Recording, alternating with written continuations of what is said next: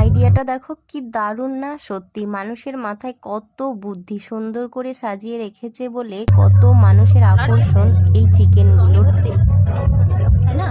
রঙে ভর্তি।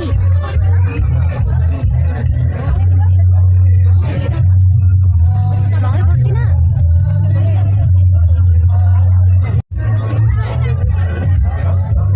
চাইলাম তোমাদেরকে এই চিকেন কাটার ছুরির আওয়াজগুলো শোনাতে, কিন্তু এত জোরে গান বাজছে কি বলবো, কপিরাইট তো দেবে, যার জন্য তোমাদেরকে এই আওয়াজটা আমি শোনাতেই পারলাম না। চলে এসেছি মুর্শিদাবাদ ফুড ফেস্টিভ্যালে, আর সেখানে এসেই ইচ্ছে হলো যে ফেমাস তাস্তির সেখান থেকে একটা রোল খাবো, আর সেই জন্য এখানে আসা। কিন্তু এত কাস্টমার ছিল তোমাদেরকে কি বলবো, এতটাই ভিড় ছিল, আর এত পরিমাণ ঠান্ডা ছিল দিনটায়, দাঁড়িয়ে থেকে থেকে মনে হচ্ছিল গা হাত পা পুরো ব্যথা হয়ে গেল।